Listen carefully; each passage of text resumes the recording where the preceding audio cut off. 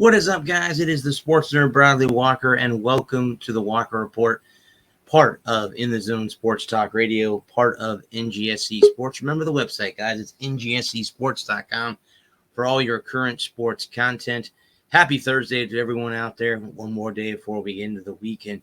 Happy February, everyone out there. Wow, we are already in the month of February already. The year is moving by already very quickly.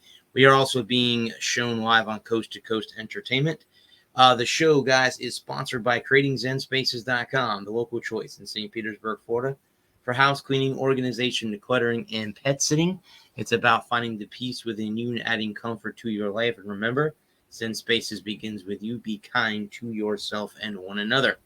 Welcome in, guys. Like I said, we have an exciting show here today. And, guys, if you want to see this show in it live or in its entirety after the show is over, please head over to the YouTube channel, The Walker Report, and the show will be there following this show live. If you miss any of it or want to watch it over again, please head over there and share, like, and subscribe. Let's bring on my two excellent co-hosts. Good evening, gentlemen. How are you doing? I am here. How are you? Doing all right. You can hear me? Getting ever so closer to that trip to Nashville. So we're getting ever so getting ever so closer. How you guys doing so far this week? I ain't bad. All right. I would get to Nashville myself. So yeah, there was a lot of exciting news that happened this week, obviously. Oh yeah, lots of great stuff. Yeah. There was, guys, I'm going to start with soccer because I guess they announced people going to the Hall of Fame, Soccer Hall of Fame. So let me give you, wasn't aware of that. Yeah, let me give you the names of the people that are being inducted. I knew this thing I overlooked this week. Let's see here. Get the soccer thing up here. There it is right there.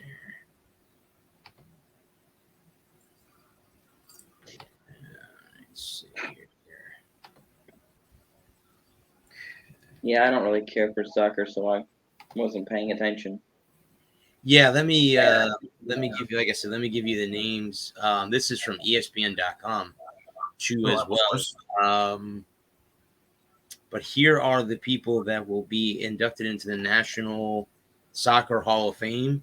Hope Solo, Clint Dempsey, and Shannon Box were all elected to the National Soccer Hall of Fame. It was announced on Sunday. Solo, 40, made 202 appearances as a goalkeeper with the United States women's national team and appeared in 3 World Cups. Seattle native also made 3 appearances in the Olympics. The USWN team won the World Cup and 2 gold medals with Solo as their goalie. She retired in 2016. She holds U.S. goalkeeping records for most appearances, most wins at 153, 11, and 27, and 102 shutouts. Wow. Nice.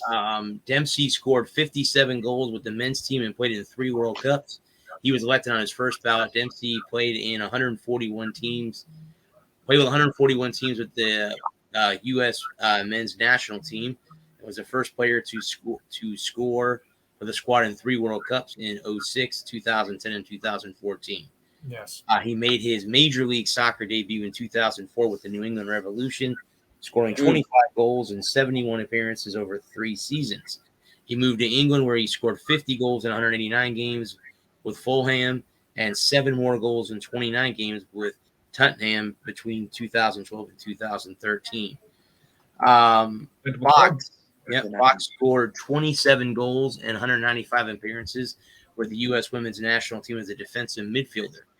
She's a Los Angeles native. She was one of 3 gold medals and participated in 4 World Cups.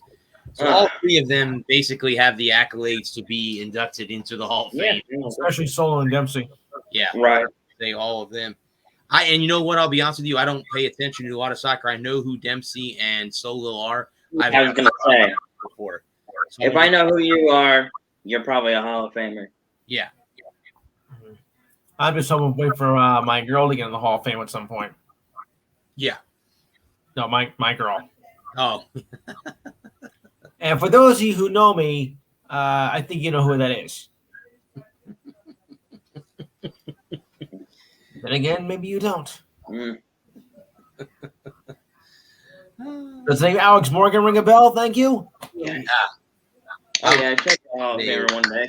Alex Morgan is a doll. Let me just Oh, say yeah. that. Oh yeah, Let me Oh, just man. say that. She is a doll. she is. Let me, guys, we'll go real quick. This isn't a real quick thing because this is something that we don't usually talk a lot about, but the Royal Rumble just happened over the weekend. Yeah. Yeah. I read an article on Deadspin.com that the WWE, and this is what Adam has been claiming and talking about over the past, last year and into this year, that the Last WWE 3 is years lost, now. is lost in its entirety. With everything going on at the Rumble, I mean, you can imagine the Brock Lesnar loses the title, the WWE Heavyweight Championship because of Roman Reigns and Paul Heyman turning on Brock Lesnar, Yes. and then having That's just stupid. Brock Lesnar win the Royal Rumble. Now he gets to choose who he gets to fight. Right. So I don't understand. He'll headline WrestleMania with Reigns at WrestleMania. Duh. Mm. I mean, it just doesn't make any sense. Actually, but the next pay-per-view is the Elimination Chamber, and but winning the Rumble. Well, no, Lesnar told Bobby Lashley he's going to win the title back, and then at WrestleMania it'll be title versus title. That's what he's predicting that'll happen. Yeah, that sounds about right. I mean, let's be original and do something we haven't seen 10 times over the last 2 decades. Yeah, correct. And that's what I've been saying for the last 3 years, ever since we started this show, is that WWE hasn't done anything they haven't done, and what's different about that? What's innovative about that? Nothing. Nothing. Not a damn thing. Yeah. Oh, phone's leaking. Someone's phone's ringing. Oh, that's another room. It's not mine. But the downfall of live radio, people. That was I mean, I wanted to bring that article up because we have been talking about that over since the show started. But that's what I've been complaining about, is they're not innovating. Yeah. And there's absolutely nothing new coming down the pipeline. It's all the same old garbage they've been doing for 20 years. Where's something new? Like we were talking about last week. What are you doing that hasn't been done before? Where are all the performers? That are capturing the cultural zeitgeist. The guys that are going over.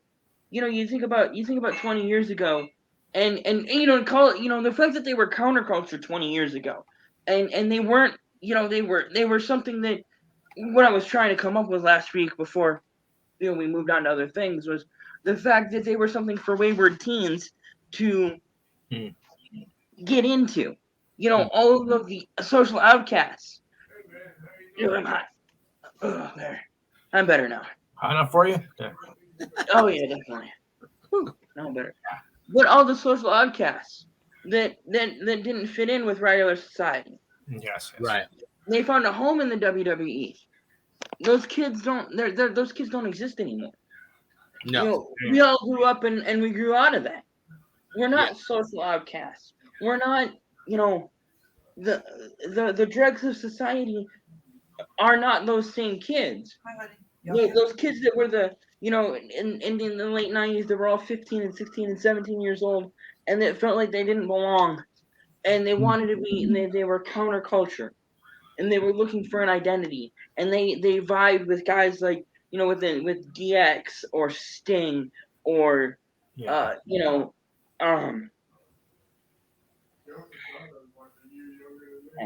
scratched my arm open. Cool. Those kind of the characters that were like I was saying last week, is there's no characters that are larger than life. Yet, okay, we know that Mark Calloway plays the Undertaker. Glenn Jacobs plays Kane. but yet you still feel like Kane is a person, Undertaker is a person, Hulk Hogan plays the character Hulk Hogan, and you feel like it's a character. Yes, you get it. You understand it's a character, but it's also a person. You buy into Kurt Angle. I have done a number on my arm. Yeah. I scratched the dickens out of it. But and that's kind of what that's what I think is missing from the WWE right now, and AEW too. There's no one coming along capturing the cultural zeitgeist. There's no one that's transcending wrestling like they were 20, 30 years ago. Mm-hmm. Yeah. Even you can go back into the 80s. Now with the 80s being almost 40 years, as we move along into this decade, the 80s is getting further and further away. Yeah. You don't have, like I said, I know not everything that they did in the 90s and 80s and even into the 2000s was gold. Not everything No. had. I mean, the gobbledygooker or and it wasn't just WWE. Seven Dust, the pedophile character thing that they were doing that was creepy and weird. That like you can do a creepy character, but then having him staring into the bedroom of a child who thought that was a good idea. Not everything that the Attitude Era did was gold, but so much of it was. There was enough gold, like Shawn Michaels or DX, Kane, Sting, Undertaker, Goldberg, Mankind winning the title, all the things all the moves that were being executed, and the counter, that just scandalous enough, like where you were titillated, but it was softcore. It was hardcore violence, softcore porn, if you will. Right. A lot of scantily clad women that appealed to the male gaze. Yeah. Oh yeah, no doubt. Culture has changed. Yeah. Culture has changed in the last 20 years, where that doesn't appeal to people anymore. And it's not the PG watered down. The problem with the product is that it's not that it's PG or it's cleaned up for kids. The problem is that it's not new. Right. You have to take it in a new direction. You can't. It's recycled. Yeah, it's overplayed. It's played out. I've seen it before. I've seen it 100 times, done 100 times better by 100 other people. Mm-hmm. I can clamber down off my soapbox if you would like me to. That's fine. Yeah, I wanted to bring the article up because I had seen it earlier in the week. And it plays into my theories and my arguments that I've been talking about for however long we've been doing this show. Yeah. Right. Give me, like I said last week, give me a reason to watch. Yeah. WWE Monday Night Raw is not must-see TV.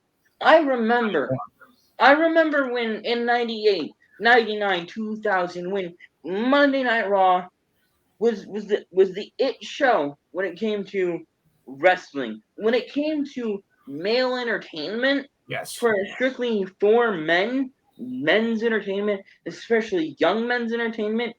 Mm-hmm. WWE was the hottest shit around, and there wasn't any question. It was the hottest shit around. Yeah, it was. And now here 30 years later, almost 20 years later for certain, it's not evolved with the demographic that grew up and loved it, grew up. Mm-hmm. When we were 15, when we were 10, when we were little kids watching these big buff dudes doing amazing things and putting their bodies on the line. Mm-hmm. And blowing our minds 20 years ago, 20 years later, we grew up. Yes. WWE hasn't grown up. It's grown down. It's trying to appeal to people that don't give a damn about wrestling. Right. Right. Well, we can move on. I go on for another half hour if we don't move on. Yes. Yeah, it's not what it used to be. That's for sure. I feel like I'm talking myself in circles, like a dog chasing its own tail. But I've seen that too. Oh. it's probably on the last week's episode of Monday Night Raw. Actually, it was 2 weeks ago. Oh, Speaking of a dog chasing its own tail. Arf. So we have this Sunday at 6 p.m. is the Clash at the LA Memorial Coliseum. And NASCAR season gets underway as we head. Officially begins. That's what it says. 6 p.m. On Fox is where they will be aired. We get ready now to move into start of the NASCAR season, which we all know begins in Daytona Beach, Florida. So we will be monitoring that. But I actually, you know what? I'll be honest with you guys. I didn't have any NASCAR thing. I was just sitting here thinking about that. I'm like, you know what? I think NASCAR starts this weekend. Let me find out real quick before I. Yeah, well, I mean, the unofficial start is this weekend, but the official start is weekend after next.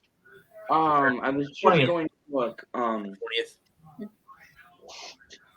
That is the Daytona 500. 23rd, right? It's, Oh, we won't count that. Yeah. Okay. Well, no, 20th. I was gonna say. Okay. Mm-hmm. Of course, everybody thinks NASCAR is, of course, the Super Bowl of racing, but I always thought it was Indy 500 because that is more prestigious. So the Daytona 500 is the Super Bowl of NASCAR. The Indy 500 is the Super Bowl of IndyCar. Monaco is the Super Bowl of F1. These are the races that if you drive in the series, if you drive in NASCAR, you want to win Daytona. Yes. If you drive in Indy, you want to win Indy, and if you drive in F1, you want to win Monaco. What about the Coca-Cola 600? No. I mean, if you find me a driver that doesn't want to win every week, and I'll find you a guy that needs a new ride. Okay, just let me know. I know, right? You know, if you show me a driver who doesn't want to, who doesn't want to win every week, and I'll show you a driver who needs another ride. I think we're just in high school with that. Yeah. If you don't buckle up your helmet, right? You don't pull your belts tight every weekend, expecting to win. Well, if you don't buckle up in the first place, you're an idiot. Well, yeah. Yeah. But that notwithstanding, if you get into the car with the mindset of I'm just gonna go out there to try and just to run laps, if you're not trying to go out there and win every week, that's the wrong attitude. Regardless of what race you're in, and that goes back to what we were talking about with Urban Meyer last week. Yeah. Is that you can't get too high. Sometimes you win, sometimes you lose. Yeah. But we knew that was going to be a losing proposition right there. Urban Meyer and pro football. I didn't. Usually we do NFL at the end of the show. I kind of figured we're going to do a real heavy NFL show next week with it being Super Bowl week. So. Yeah. But no, if you go in the mindset of I'm not trying to win this race, what are you doing? You need to find another line of work. Yeah, like what the hell you. And I think that the biggest race of the season is the one we're running this week, and of course, would you trade I would trade a Daytona, a 500. I would trade a win at Richmond in April for a Daytona 500. I'd trade a win at Richmond for a Coca-Cola 600. Yeah. But try something like Jeff Gordon or Kessler, or a few of the other ones. I'm not sure what you're trying to say. The racers of the past. You don't think they can win with like, well, I don't think I'm going to give my all today. I think it's going to. No, I mean, yeah. If you don't have that killer instinct, you don't have that killer mentality, you're not going to survive in any sport very long.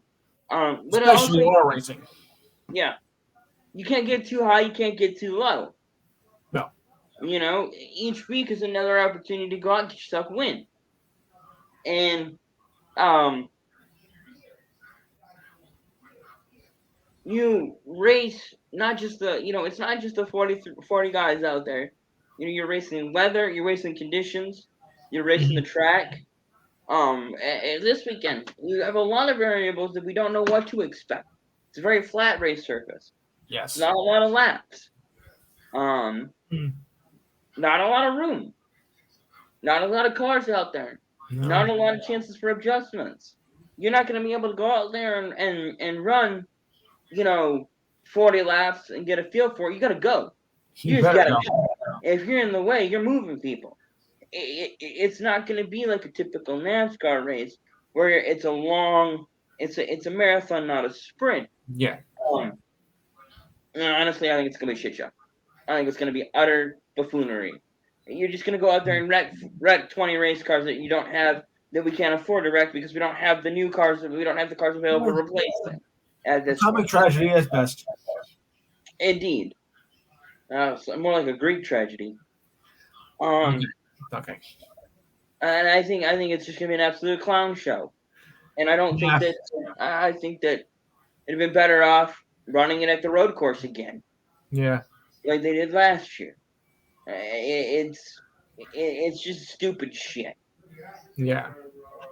A crap fest indeed. Well, let me ask you this question because you know better than I do, bud. Are there any races out on the West Coast? Is that why that they're doing this, to bring the West Coast crowd into it? They're chasing people that don't give a shit about NASCAR. They're chasing fans that they haven't had for 15 years. Right. These people, this West Coast fan base, there is no West Coast fan base. Yeah. The fan base lives here in the Deep South. Always has been in the Deep South. Your hardcore NASCAR fans, the people that watch week in and week out, live in the Deep South. Have always lived in the Deep South, and will always live in the Deep South. And they continue to alienate their core audience and piss them off. And they don't understand why people don't want to watch. Oh, we're doing different things. Yeah, you're doing different things, but they're not the different things we wanted, dipshit. We want racing. We want competitive cars so that you don't have 40 cars out there with the top 10 separated by 5 seconds apiece, and we're watching the battle for 16th because it's the only racing on the damn track. Yes.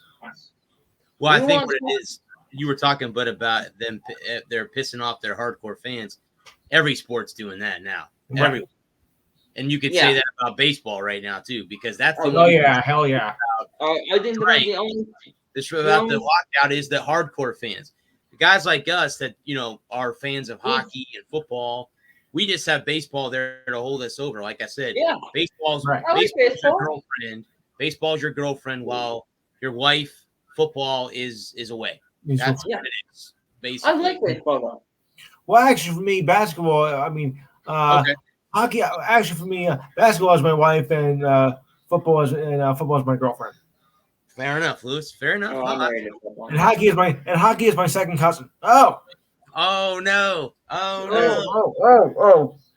That's gonna be docked on YouTube. Now we're gonna get docked. That's hockey is my first love. Hockey is my first love. Always will be. And then I football, and then baseball, NASCAR, and then football, then basketball, and I like college ball better than pro ball. What a catch! That was a Jim Dandy. Well, I was gonna say, sitting at the hockey game on Tuesday night. Yeah. I would have to say that I think my favorite, professional franchise is the Lightning. I have more Lightning stuff than any other team that I follow. Right. I think I've been to more Lightning games than any other team that I cheer for. Obviously, I can't get to Foxborough. I've never been to Foxborough for a Patriots game. Right. I crossed off the Gators this past year. Right. Finally. Going to the Swamp. I finally crossed that off my list. And you almost didn't go. Well, and here's the thing. I talked to my editor, and Ralph listens to the show. He's gonna try to get me a single game credential because USF plays a road game in Gainesville this year, and I would love to go there as a media member. That would be really cool. At Ben Hill Griffin Stadium. So crossing my fingers on that one. Go as a media member and you wear your USF gear and go into the press box and not get harassed. I guarantee you walking to the stadium, I'm gonna get harassed. So right. It's it's all good with that. But yeah. The price you gotta pay. Yes. Right. But no, we can. You have anything else before we get into the meat and potatoes of the show? I have some tennis and WNBA stuff. If you want to do that next, let's do it. Go to that. Before we do that, go ahead. Tennis news. The Aussie Open. The Aussie Open. Rafael Nadal won. And first time. Let it come back fashion, from what I heard. Yep. 5 Ashley sets. Barty. Is it Ashley Barty that was the won the women's? Was she the American? She's Australian. She beat the American. She beat the American. First Australian woman to do it since 1978. Wow. Well, here's the funny thing. The Australian Open? Here's the funny thing about the whole thing when Nadal winning the Australian Open. Now, Novak Djokovic, who is unvaccinated and cannot play in the French, is now going to get vaccinated so that he can play in the French Open. Good. Because Nadal. Well, it's about time. So Nadal is taking over in his win. So now he's taking the cloud away from Djokovic. Right. So, and Roger Federer said he might come back too. So again, Djokovic has got to do something because his two biggest competitors are getting hurt. Well, again, we all know that Roger Federer is not the same player. He still can win. He's still out there. He still wins. I don't know if he can go toe to toe with a lot of the guys anymore. No, I think he still could. He could still win the French or still win Wimbledon or the U.S. Open, the other majors this year. But that caught my attention that Djokovic is going to get vaccinated so that he can play in the French Open. So I don't know what I'm doing with my hands. They're Gator. I don't know. What does that indicate?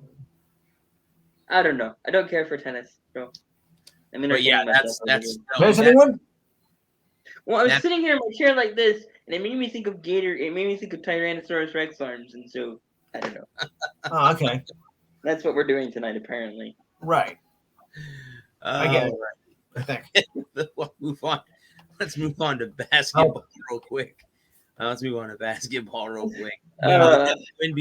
I think, finished up free agency. Was there any big moves that happened? That not really too many big moves. But they did finish the free agency, and some of the top players are coming back to their respective teams. So, wasn't really any big shocks, I'd say. But, of course, I'll cover that on Saturday as well. And when does the season kick off for them? Is it soon? May. End of May. We're still 4 months away. Or right around Memorial Day weekend.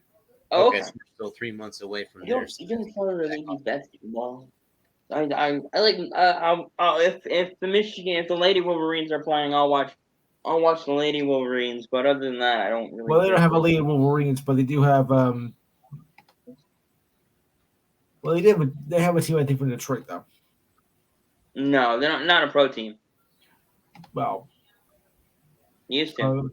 They moved. That's why they moved. Yeah, and they moved to San Antonio, I think. Texas. I'm somewhere in Texas. Yeah, San Antonio. That's what I thought. So, the NBA has fined Ben Simmons $19 million. He could lose up to $12 million more. Was it the NBA or was it Philadelphia? No, it says the NBA. Hang on a minute. Let me look. I thought it was the Sixers themselves. This is from Yahoo Sports. YahooSports.com. I'm sorry. You're right, buddy. I'm sorry. $19 million by the 76ers this season. He could lose up to $12 million more. I think it's his whole contract. Let's see. Ben Simmons and the 76ers continues to be a thing, even if you don't hear too much about the standoff Simmons is still on the Sixers and refusing to play. Right. Everyone knew that it could be costly for Simmons. I love wheels. Glossy wheels. Two-piece wheels. Sorry about that. Disturbing ads on Yahoo. I just hated it for a while. Who, after this season, still has 3 years and $114 million remaining on his contract. But until now, we didn't know just how costly it would be. So he has been fined that much. Yes. Yeah. Well, I think it's a lose. This to me is a lose-lose situation for both sides, because he's still on their roster, right? Yes. Yes. I understand they're recouping the money because he's not playing, right? But they're not getting any benefit. They're not, even though they're fining him for not playing, they don't get a roster spot back. I mean, to me, if you just cut him, pay him what structure a Bobby Bonilla type deal, where you pay him $1 million a year on the whenever it would be due, whatever your free agency day is. I think Bobby Bonilla day is July 1st.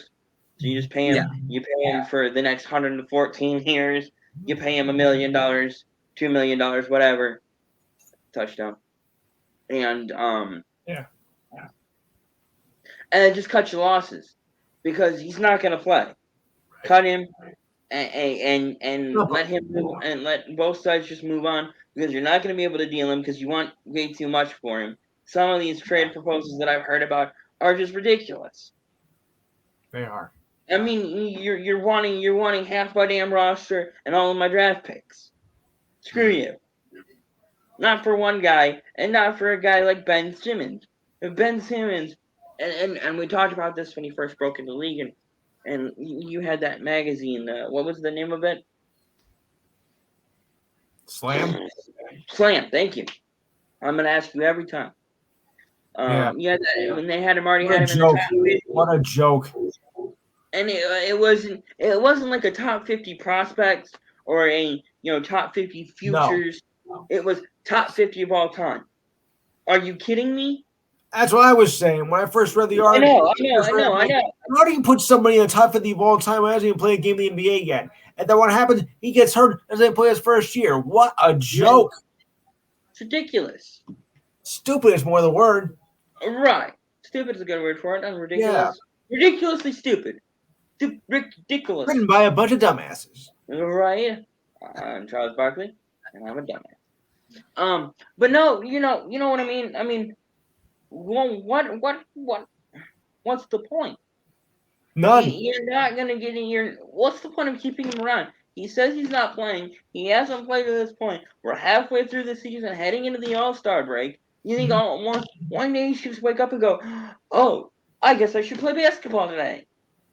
Mm-hmm. Uh-huh. Cut him. Eat it. Cut him. Restructure it so you let him overseas. And let him go where he wants. Yeah, it says right now it's costing him $360,000 per game. He hasn't cleared a paycheck since the $8.25 million, 25% of his $33 million salary that was due October 1st. So that's pretty much. I mean, it's not exactly like he's got. It's if he's smart and he's established, and he everything is paid for, like his house is paid for, his cars are paid for. No, as long as he doesn't have a lot of outstanding debt, he's gonna be fine. Yeah. If all he's paying for is his cable bill and his phone bill every month, he can sit around the house and do nothing, and be fine. It's not, he got his $8.2 million is a lot of freaking money. It is. And if you are smart with how you you paid it off your house, you paid off your cars, you don't carry a lot of debt, and you've invested well, you can live for a very long time on $8.2 million. Probably at $100,000 a year, if you average on spending $100,000 a year, you can live for the next 80 years on $8.2 million alone. Well, 50 maybe. 50 maybe. Yeah. Well, I figure to live fairly comfortably, especially if you live incredibly comfortably without a house note and a car note. If you don't have you don't have either one of those, you can live very, very comfortably on $100,000 a year. Sure. And bank the rest, and then pull $100,000 out of it every year. And assuming that they're going to continue to pay that $8 million a year that they have to pay before they can start finding him. You can put that you pull out $100,000, so now you go from 8.1 million down to 8.0 million. Then you add in 8.2 million, getting you up to 16.2 million plus interest on $16.2 million. If you get a halfway decent rate, you should be able to live on the interest alone and still have money left over. So he's not hurting for money. The $19 million that they fined him, I mean, unless he's got a yacht in the Atlantic that's costing him $100,000 a month to park, he sells the yacht and he's out. I mean, as long as you've structured yourself properly and you're not pissing away $50,000 a week in gambling, you can live very, very, very comfortably. I'm talking eating out every night comfortably for years on $8.2 million. Well, you can look at a guy like Rob Gronkowski, for example, that saved all his paychecks.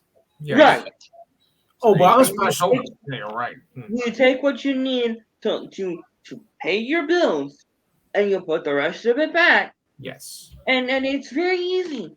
I mean, it's very easy when you have $6.2 million to live on 10%. $600,000 a year. If you can't make it work on $600,000 a year, what are you doing? Wasting your money. Yeah, exactly. Wasting your money. Okay. Nice going, Billy. Yeah. There is a pro-am going on at Pebble Beach. There's a lot of the... You guys talk.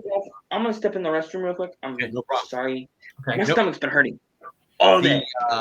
Bring your 5-iron, though. Right? Josh Allen and Mookie Betts are part of the ones who are going to play. Bill Murray, obviously. Oh, yeah, that. From Caddyshack. Macklemore will also be there playing. So the thing, if you guys don't know what a pro-am is where a amateur player such as us will play with a pro. I've had the opportunity to play in a Champions Tour event in Tampa. Wow. I got to play with a pro. Not a, one that anybody would know, but I did get to play via Outback. Maybe I know. I forget the guy's name. It's been so long since but it was a lot of fun because it was through the Tampa Bay Lightning, and I won a contest online, and they brought me in and another guy and let us play in the tournament. I'll tell you what, I've never been. Now I know what the pros get treated like. I got to the event, they took my golf bag and it was gone out of my hands, and I didn't see it until I got to the golf cart. I mean, it was, Of course, it's also every amateur's dream to play with a pro athlete, though. Hell yes. Hell yes. Absolutely. No doubt. Sure. No. Yeah, no doubt at all. I mean, what was cool about that too is like we played 9 holes and he went into the Titleist, or I think it was Titleist he was sponsored by. And he goes in the trailer and he gets his irons adjusted for the back 9. I'm like, that's got to be nice. Let's just go. I've never met a pro golfer, but I met a pro bowler once. That's cool. Maybe you've heard it. No, you might be a little bit young to remember, but remember a guy named Earl Anthony? The name does ring a bell. I knew you were too young. Yeah. Well, bowling was big back in the 80s, and we used to watch the bowling shows, maybe to get some tips from the pros and whatnot. And Mr. Anthony came to our bowling alley when I was, what am I now, 51? Oops, I'm sorry. I was about, 12, 13 years old, and we actually met him. That's cool. Great guy. And I also met Gale Sayers. Oh, the famous running back for the Bears, number 40. Yes. My brother was disgusted. Mm-hmm. Yeah, he was doing a sign-in show the night before the Super Bowl, so he went to see it. and actually got to meet the man. Rest his soul. Great guy. I've got to meet Phil Mickelson. I have his autograph. So I'd love to meet Phil Mickelson myself. Yep. And there's another kid on the Corn Ferry tour. I watched an interview on the Pat McAfee show the other day that the name escapes me, but he's also left-handed. And I'm like, oh, what is this going to be? A lefty invasion of are you left-handed too, Lewis? Yes, I am. Okay. So is my best friend. My roommate is left-handed also. That's the one that came in before? Yeah, you met him before. He came back on last year. Yep, he's left-handed too. Good. And so is my older nephew. My older nephew's left-handed. So, and again, the funny thing about when it comes to golf is we just, we make fun of them because they stand on the wrong side of the ball. We make fun of you guys, because you stand on the wrong side of the golf ball. But nevertheless, Phil was one of my favorite players, probably my favorite player on tour, obviously. Same here. He's going to be close now to probably going from the PGA Tour probably to the Champions Tour. He is 51, so he is going to be stepping away soon from – now, he did win the PGA. Wait, what's the major he hasn't won yet? What's the only major he hasn't won? The U.S. Open. He's finished. Let him play at least one more Open before he goes in that. Let him win this last one. Come on. Well, hang on a minute, Lou. Let me look and see where the U.S. Open is this year. I'm just curious. Let's see where the 2022 U.S. Open is for golf. Wasn't that your house? Oh, that would be nice. That would be great if it was in Florida. It is at the Country Club in Brookline, Massachusetts. Oh, yeah. Through the 19th. So it's, again, if you guys do not know, the U.S. Open is now the third major of the year. It used to be the second major. The PGA has moved into that spot. So it's the Masters, the PGA, the U.S. Open, and then the Open Championship or British Open. Makes no sense at all. You should have just left it alone. I agree. I think they should have put the PGA. I like the whole Glory's last shot. No, wait, you forgot the fifth major. And the Players' Championship as well. All right, then we have the sixth major then. Which one are you referring to? The Memorial. Oh, Memorial. Okay. You could put that in there. You could put that in there in the top. Those are the top. Outside of the major four, those are one of the top two. And I'm trying to think of where else. What is the other one that they throw up there too? That's another one that's a big event out there. But WBC. There's so many WBC events now. I mean, obviously, they're playing for the FedEx Cup. If you guys don't know what the FedEx Cup is, playoffs. It's the playoffs. The player that wins the FedEx Cup gets $10 million at the end of the season. And it comes by how many tournaments you win. Mm-hmm. FedEx points are given to the winners of the. Not every event is a FedEx Cup event. There are some that they pick individually. But again, if you qualify for enough FedEx points, you win the FedEx Cup at the end of the season. I think Justin Rose won it in 2019. Mm-hmm. Who won it last year? Hang on just a second. FedEx Cup. Let's see here. FedEx Cup 2021. Who was the winner? Patrick Cantlay was the winner last year for the FedEx Cup. Okay. He played in the Ryder Cup too. Yes. He was part of the winning United States team that absolutely kicked the shit out of Europe this year in the Ryder Cup. I know. Beautiful. Now, here's the question now. This year, it's the President's Cup. So that means next year, in 2023, we have to go to Rome to play them on their turf. Yeah. The Ryder Cup will be on their turf in Rome in 2023. We got to beat them. Can we run the gondola over there so we can catch it? Yes, we're going to Rome. We're going to Rome for the Ryder Cup. Yeah. In the Coliseum? No, we don't want to get eaten by the lions over there, so we just run a gondola over to catch the golf tournament for next year. We don't want to get eaten by the lions. Sorry, Bruce. Let's see if we can get 3 media credentials to the Ryder Cup, and all 3 of us can go together and cover it for. That would be, yeah. Have to talk to Rob, see if we can get credentials. Yes. Yeah, to the Ryder Cup. That would be interesting. That would be dope. The Ryder Wherever Cup. we may roam. There you go. I like that. Oh no! It is in Rome. Well, I hope you're not listening to this tonight. Believe me, I hope not. It is in Rome. When in Rome? Yeah, Rome, Georgia. Yeah, when in Rome is right. When in Rome? Rome, Georgia, not Rome, Italy. Hey, that's not too far from me. I can go to Rome tomorrow. Or Rome, New York. Yes. That's a little bit further. That's probably closer to you. You go to Rome, New York. I'll go to Rome, Georgia. Well, you have to drive there. You can't walk there. It takes about 9 hours by car. You could walk. Is it that far away? It would take a while. It's close to Canada, actually. Rome was up near Utica. Mm. Somebody shut me up. We wouldn't let you on the show if we wanted you to shut up. Yeah, okay. Exactly. Yeah. But I just don't want to make an ass of myself completely. So we wouldn't let you on the show if you weren't an ass. Oh, gee, thanks. I feel so much better. You should. Hey, I did like stupid arm things earlier. And now for the ridiculous story of the week. Yeah. So we have fun on this show. This show's about having fun and being stupid and being silly and talking sports. Absolutely. Yeah, the three shoot of sports casting. Us. Yeah, exactly. That's fine. No, I'd be more than happy to be called that.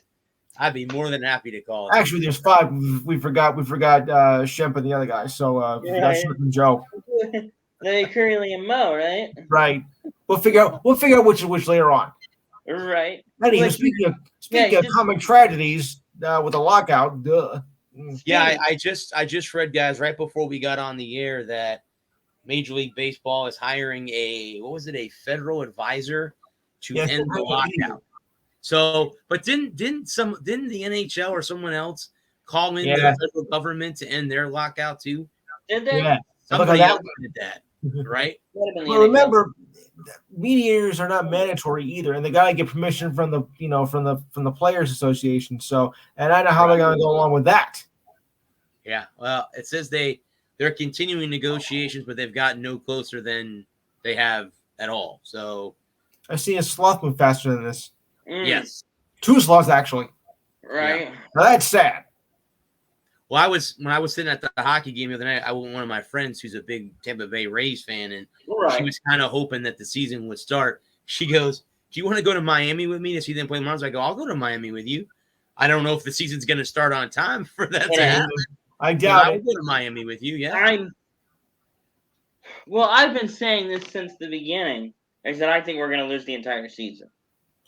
Okay. I don't know if I go that far. That would be monstrous move for baseball. Yeah, negatively. Yeah, yes, I mean, I don't know if the commissioner is that stupid. Well, then maybe he is. And but I'll tell you, it's going to be the biggest loser. Fox would be the biggest loser if the Warriors drives on.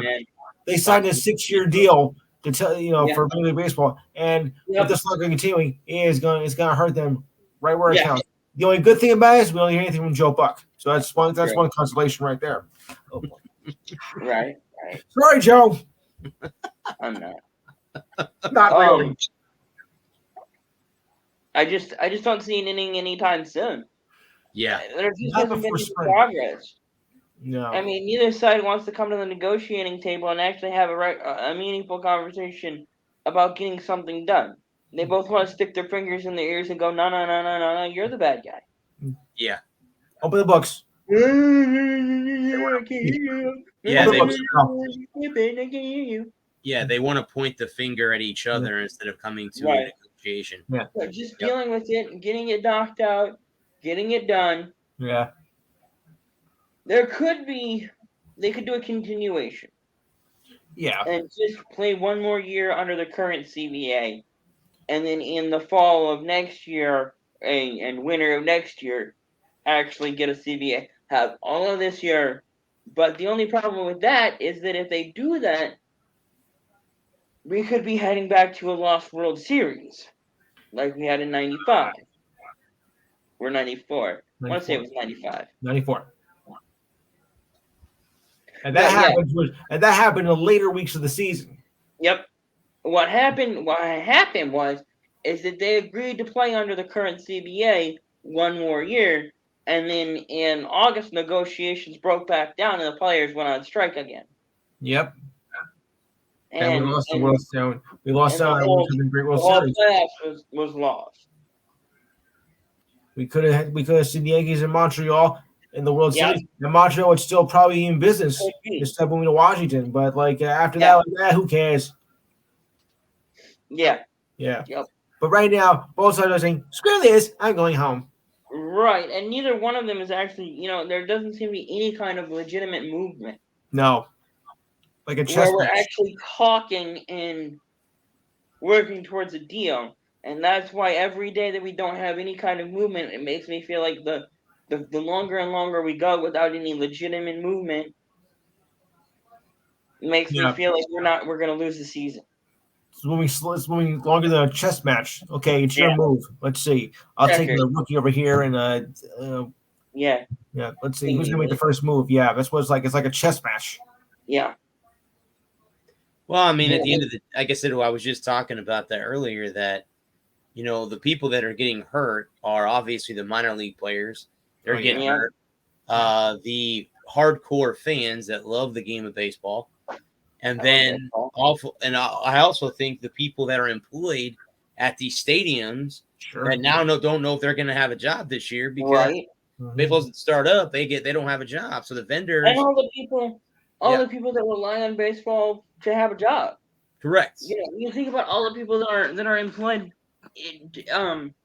indirectly by baseball. Yeah. Yeah. All right. Let me all the temporary employees that are hired by hotels and restaurants and bars in your MLB stadium cities. Yeah. All right, let me do some calculating here. Pitchers and catchers are supposed to report, I think, on the 16th, if I'm not mistaken. It's the 4th now. Nothing's going to get done. Nothing's going to get done for at least the next couple of days. I don't think they're supposed to be until Tuesday. Unless you get some miracle up your sleeve, I don't see it happening on time. No, they're already talking about them being delayed. Yeah. And all the tangential people that rely on baseball to have a job. The busboys and servers and hotel staff and card dealers at your casinos in and around the stadiums. And all those people that that are waiting on baseball to start back up, that are looking at, well, I'm not going to be able to hire anyone this off season or this upcoming season. But to think 62 days and they haven't even scratched the surface. No, right. Yep. That's the sad thing. More than 2 months. Yeah, and they haven't really said much, and they have only got like about maybe 2% of everything done. Knowing that it was coming for 3 years. And what did you do about it? Nothing. And then the debacle that was the COVID trying to come back after COVID. Wasn't spring training delayed in 2020 anyway at the start of the season? It started, but then it stopped after all that's hell right. broke loose. They started. That's right, because the pandemic kind of hit in March. Spring training had already started up. They'd already spring training started in February, right? And then about 2 weeks into spring training, everything shut down. Yeah, everybody went back home. Right, everything stopped, and they resumed again in August. They did 2 preseason games and whatnot with nobody there before anything started, which didn't make a lot of sense anyway. So, the season itself was a waste. Really was. What I'm going to say is, even let's say they get a deal done in the next 2 weeks. Let's say miraculously they find a deal done. We'll see. Spring training is going to start to what? The beginning of March. So now you're going to push the season back. Either that, or you're going to cut spring training in half. You would cut spring training, or cut spring training altogether. No. Just cut it back. Because they're going to have to get them back into shape before they go into the. Right. They have a lot of injuries if you don't do that. Instead of having 2 months, just have 1 month. Make all of March spring training. Take everything that you would have done in February. Yeah. Let's say they get a deal done on the 16th when pitchers and catchers are supposed to report. Mm-hmm. Move everything back 2 weeks and just cut 2 weeks out of the preseason.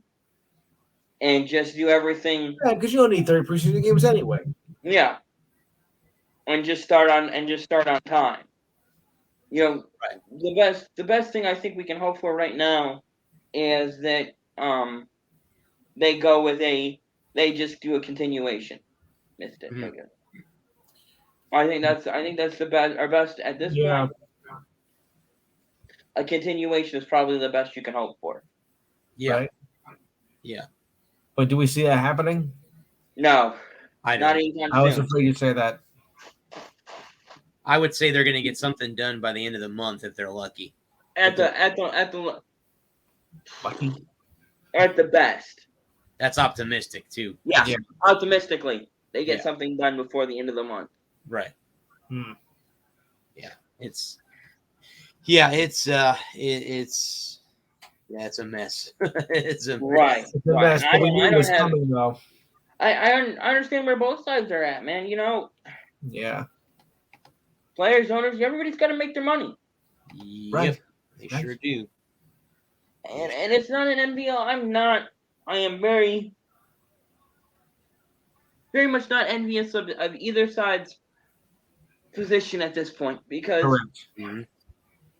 you have to give up something, but you don't want to give up too much because you don't want to. If the players get too much, then the owners look weak. If the players don't get enough, then the Players Association looks weak.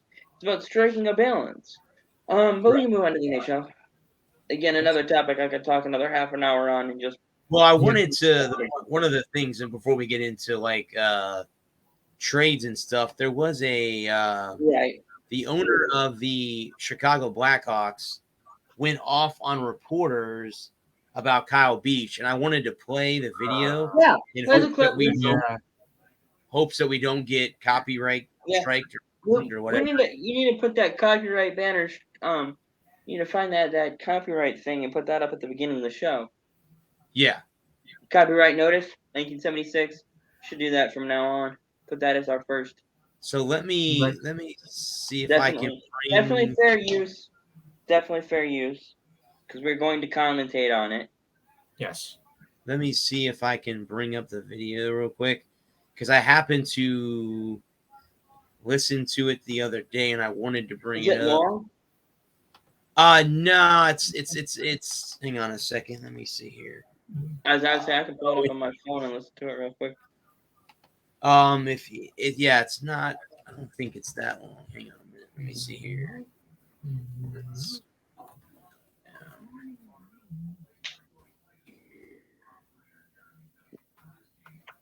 Yeah, let's see. Now he apologizes for a meltdown. Well, that's too bad. Because it already came out of his mouth. So he can do all he wants, but it came out of his mouth.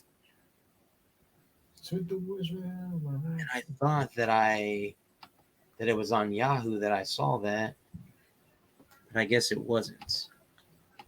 Okay, hang on a second. I'm going to do this because I'll bet you it's on here. If I use YouTube, I wonder if I'll get penalized for using YouTube in my show. Hang on a second, guy. Hang on.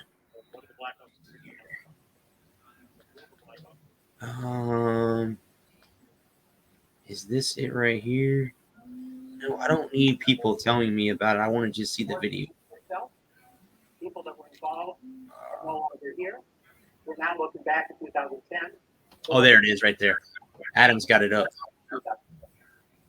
Can y'all hear it? And I'm not either. We're not going to. Faintly. We're moving forward. That is my answer. And what's your next question? I can pick up too what we are doing today. I think no, I don't know. That's none of your business. That's none of your business. What we're going to do today is our business. I don't think it's any of your business. Because I don't think it's any of your business. We don't work for the company. If someone in the company asks that question, we'll answer it. And I think you should get on to the next subject. We're going to talk about Kyle Beach. We're not going to talk about anything that happened. Now we're moving on. What more do I have to say? You want to keep asking the same question? You hear the same answer? Okay, ask the next question. Okay, good. My name is Bill Thompson. I'm with Chicago. You guys talked about changing culture and transparency and demonstrating the new culture and values that are going to protect players and the organization in the future. future. And it seems like the second that we asked a question about that, it's met with resistance. So I'm going to ask it again. Answered it. No, I don't. I answered it, and I told you to get off the subject. We're not going to bring up the report. No, we read it. We're not asking about the report. We're I know asking you're talking about what the report was talking about, and I told you we're moving on. I don't like people. I think you're out of line to ask this line of questions. Why don't you ask about something else? Why don't you ask about the GM? Okay, I will ask. Why don't you do something else? Okay, Why do you bring up old business? Some of the season ticket holders that I've talked to said that they're having trouble maintaining value on their resale because a lot of people. Is that a fact? I didn't realize you're in our ticket department. Okay, what I'm saying is. Why, come on. Let's talk about all the negative stuff. When I talk about your paper and what the sports page looks like, should I do that? No, these are dedicated. You can't even get our elite scores. Can I finish my question? Because of look at the world we've been living in right here the last little while. Well, I think it's very appropriate. It's Groundhog Day. Come out of the bunker.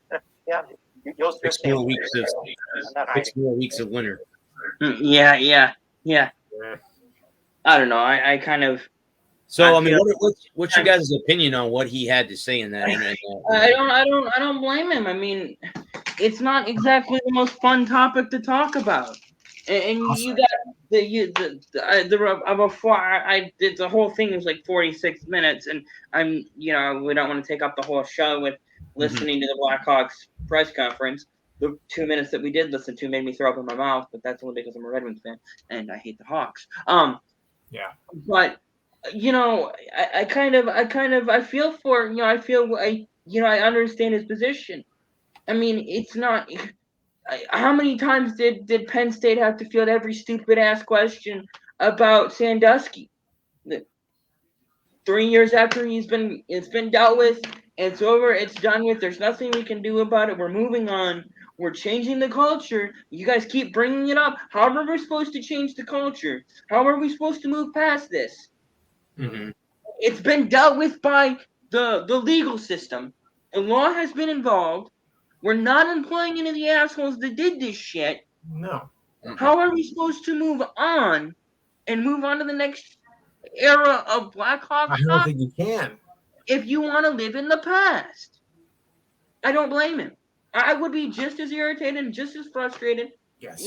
What do you have? Do you have a hockey-related question to what the Hawks are doing to make the team better, to compete in the next 10 years for more Stanley Cups? What's your question?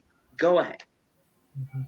Well, see, that's the funny thing is because the media likes to draw things up, and you guys know that. They draw things up from the past. Absolutely. They're gonna dredge the river for every screaming skeleton they can find. Yeah. And they're gonna continue to bring it up, and then wonder why the culture won't change. Why people bury this shit? I mean, because it's over and done with. It's been over and done with for 6 months. 6 months. It's been over and done with, and you're still bringing it up. Well, I don't know. I think sometimes in a way, and again, I'm not one of these people. I'm I could say I'm a member of the media. I'm not I'm a college guy. I'm not in the pro ranks, but right. I think there are media people that go to press conferences. They live for this shit. They live for the controversy. I was just going to say that. They go there just to ask questions like that to get the individual, whoever it might be, a coach, general manager, owner, whatever, fired up to get them to say something that's going to get them in trouble with the media or put them in the limelight as the bad guy. Yeah. And then they have to then go and on then the air. Backtrack and apologize. Correct. Just like he said he had to apologize for his comments. Because what's he supposed to say? What do you want him to say? Yeah. Yeah, we're proud of it. We enjoyed it. Haha, funny. Right. No, it's a black eye. It's embarrassing. Yeah. Well, and I see. I also he has to go to bed every night. And I was gonna say, but I also think the reason that they keep bringing it up is because the Blackhawks are struggling. So they're gonna go back and say, well, the dark cloud is over the team with what's going on with Kyle Beach.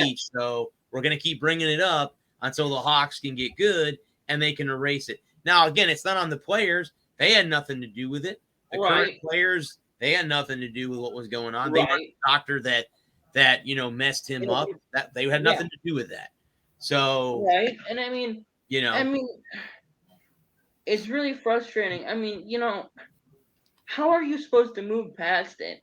How are you supposed to get to the next step and take, and continue to grow and continue to move forward and continue to build and build a culture of acceptance and tolerance and camaraderie and care? If all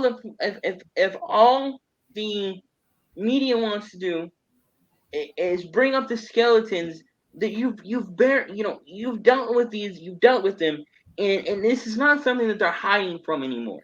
I can understand if they never addressed it, if it had been and it was still lingering and there were still allegations. It's been dealt with. It's been handled by both law enforcement and the organization, both internally and externally. Mm-hmm. It's time to move on and time to let it go. Yes. Kyle Beach got justice. People got fired. Time to move on. And I wouldn't blame him for selling the team and just moving on. I mean, what are you gonna do? I mean, I just sell the team, get out from under it, so you don't have to deal with these stupid ass questions and these stupid reporters asking these questions. We spent 5 minutes on the NHL. We haven't talked about a damn thing about hockey. Right. Well, I was just gonna say, 'cause we're getting ready to go into the break or the All-Star break. Yeah. Celebration of hockey, celebration of the NHL. Mm-hmm. Here, let me go ahead and I'll go down the power rankings real quick. Yeah. Right now, number 1 is the Colorado Avalanche. Number 2 is the Florida Panthers. 3 is the Tampa Bay Lightning. 4 is the Pittsburgh Penguins. 5 is the Carolina Hurricanes. 6 is the Boston Bruins. 7 is the New York Rangers. 8 is the Montreal. The Toronto Maple Leafs. 9 is the St. Louis Blues. 10 is the Nashville Predators, who I will be seeing. By the way, guys, real quick, I'm gonna put this up on the screen. Yahoo's that I picked up at the Lightning game the other night. So I'm gonna go ahead and get one of those when I go to Nashville too, at the stadium. Number 11. Number 10 is the Vegas Golden Knights. Number 12 is the Minnesota Wild. Number 13 is the Washington Capitals. 14 is the Dallas Stars. 15 is the Anaheim Ducks. 16 is the LA Kings. Yeah, new general manager too. 17 is the New York Islanders. 18 is the Calgary Flames. 19 is the Vancouver Canucks. 20 is the Winnipeg Jets. 21 is the Edmonton Oilers. 22 is the Seattle Kraken. 23 is the San Jose Sharks, who I saw the Lightning beat in overtime on Tuesday. 24 is the Detroit Red Wings. 25 is the Chicago Blackhawks. 26 is the Ottawa Senators. 27 is the Columbus Blue Jackets. 28 is the Phoenix Coyotes. 29 is the New Jersey Devils. 30 is the Buffalo Sabres. 31 is the Montreal Canadiens. And can you guys tell me who the last place team is that I have not named? 32. I'll let you guys figure out who number 32 is. I've gone down all the lists. You mentioned Ottawa. You mentioned Ottawa, right? Ottawa's – yep, I mentioned Ottawa. The Jets. Nope, the Winnipeg Jets are in the top. Winnipeg is in the top 20, I believe. Did you say Buffalo? I did say Buffalo. Sabres. I did say Buffalo. Yep. It's not Montreal. It's not Buffalo. It's not the Kraken now. Not the Kraken now. The Kraken are in the top 28, I believe. The Coyotes?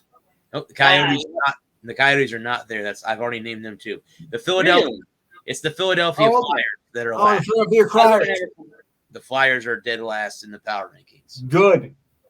But that's it. I mean, that breaks loose right there. Not really. I know the Lightning have to make up 3 games, I think, starting next week. Okay.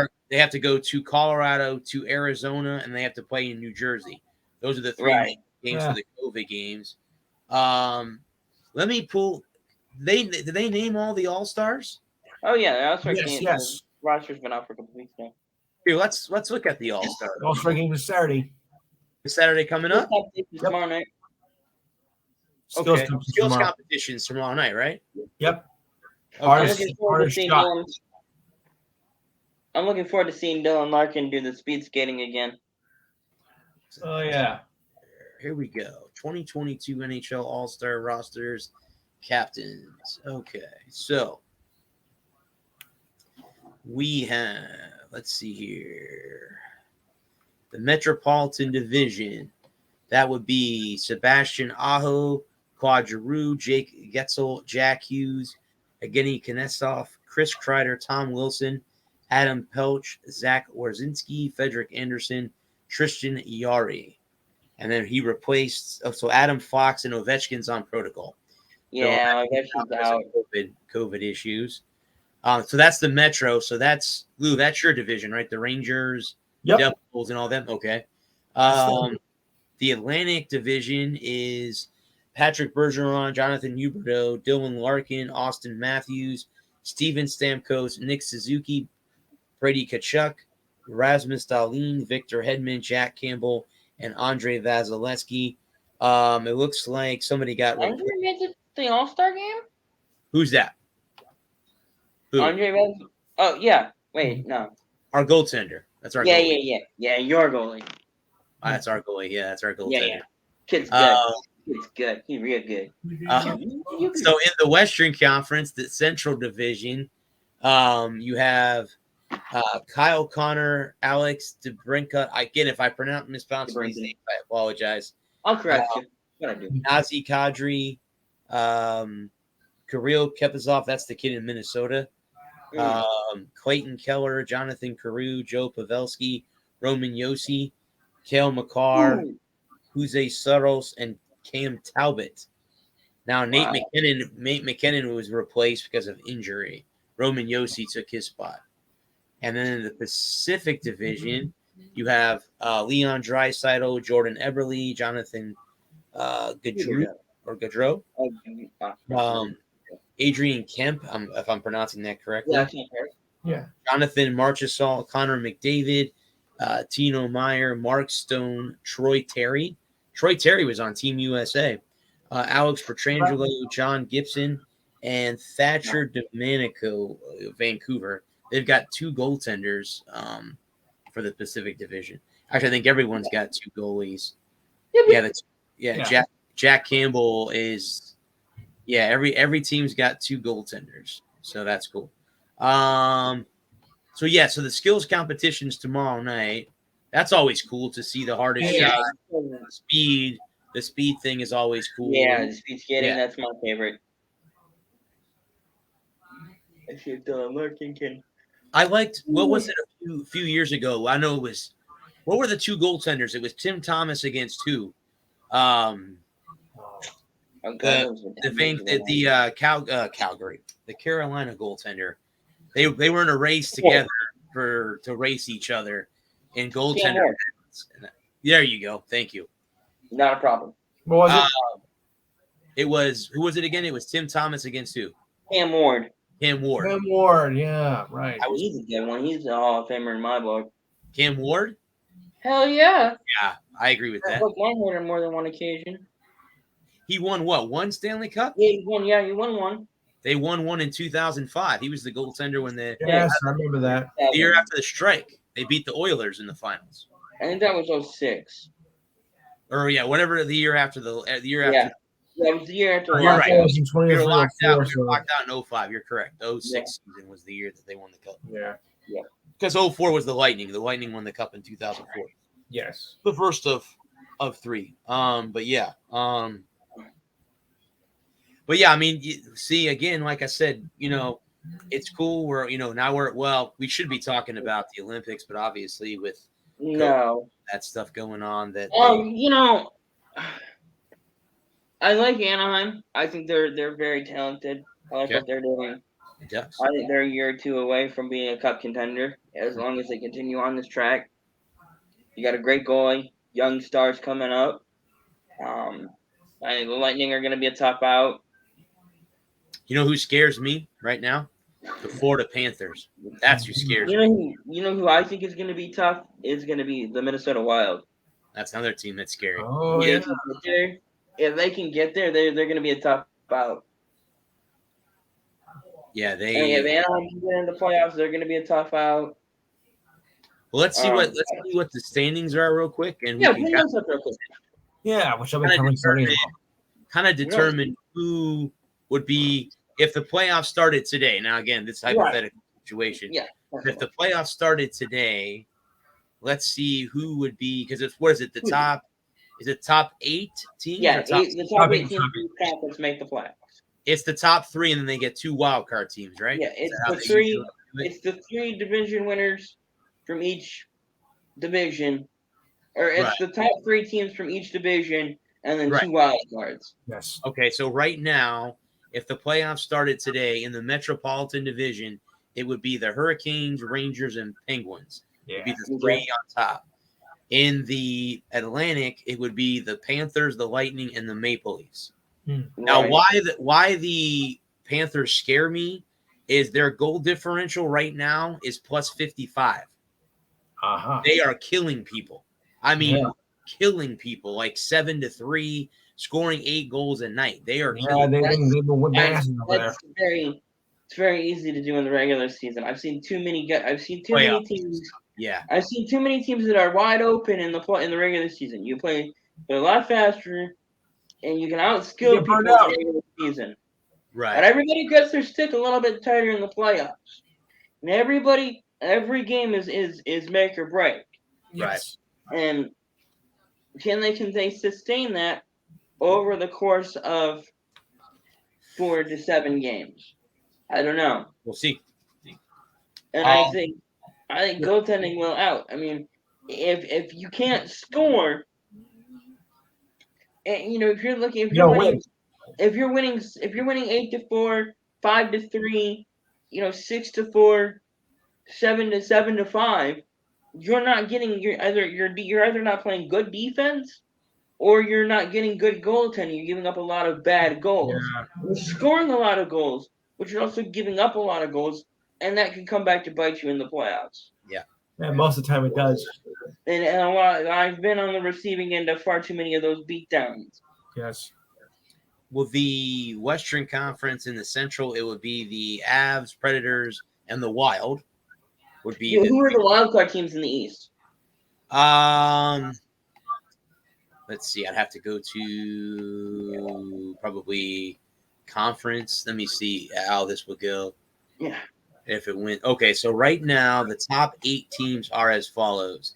It would be Florida, Tampa Bay, Carolina, the Rangers, the Penguins, Toronto would be your top 6. The bottom 2 wildcard teams would be the Washington Capitals and the Boston Bruins. Okay. Detroit Red Wings are only 9 points behind Boston. Wow.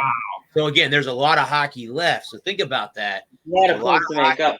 Detroit's very improved this year. A lot of hockey left. So that's the 2 wildcard teams in the West. If the playoffs started today, it would be the Avs, Preds, Wild.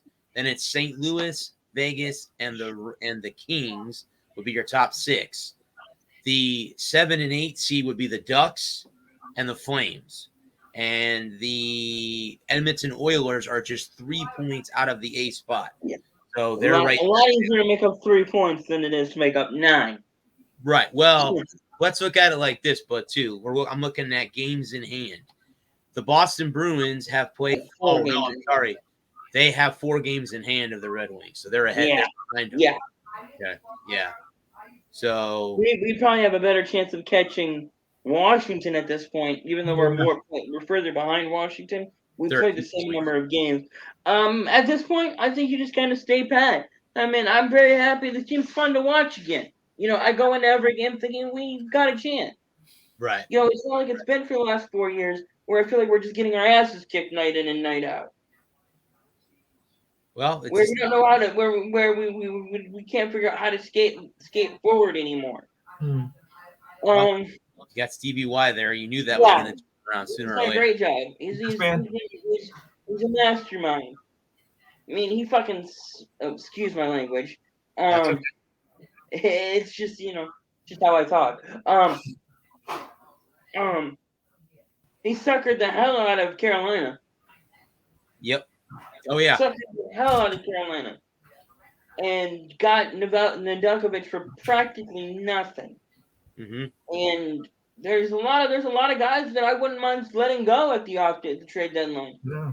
But there's about 5 guys that I don't. That Nedeljkovic, Dylan Larkin, Lucas Raymond, Mo Snyder, Tyler Bertuzzi, and Nemestikov are about the only guys that I'm not willing to trade at this point. And I would be willing to deal Nemestikov if you blew me away.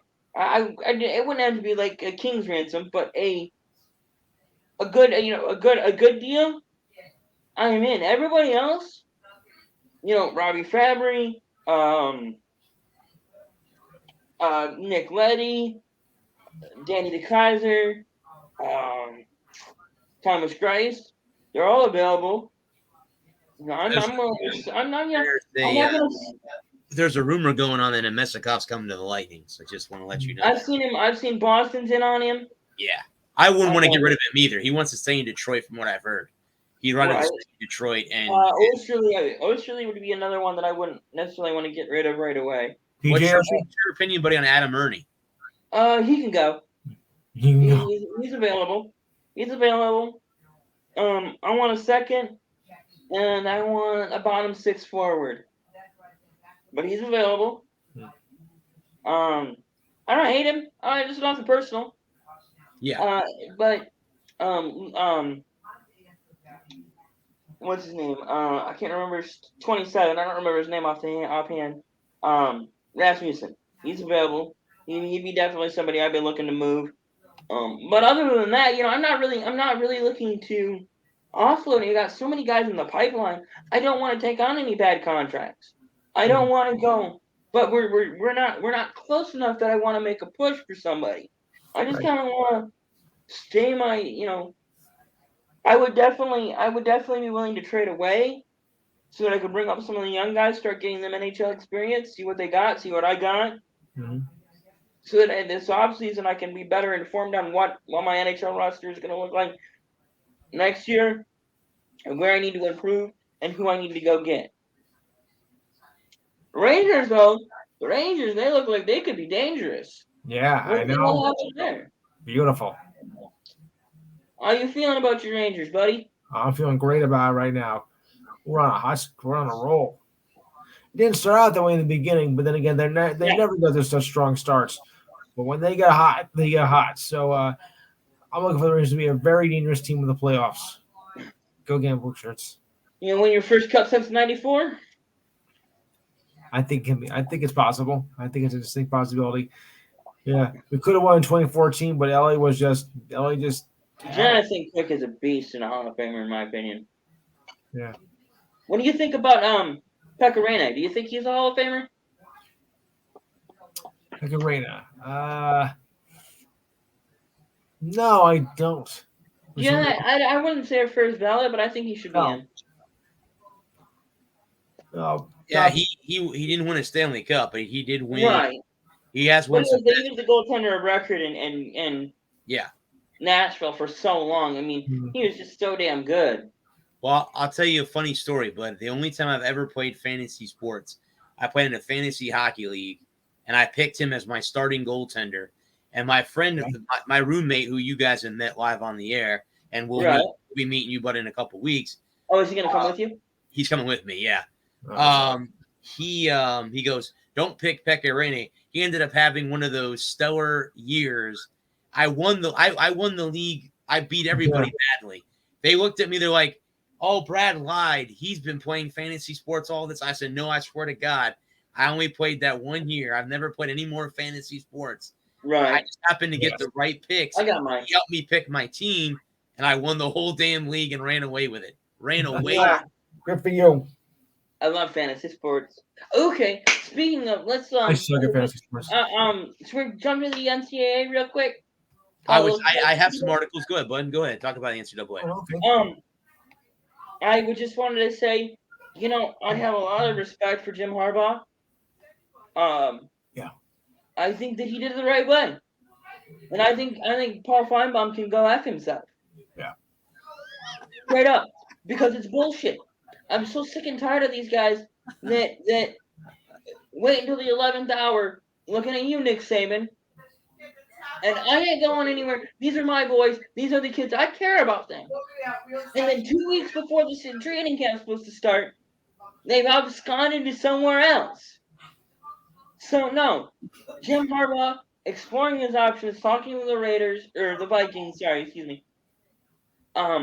one roving band of murderous ancient peoples for another. I don't understand why, he went and he talked. They didn't come to a deal. He's coming back to Michigan. Okay. Mhm. I mean, I don't know,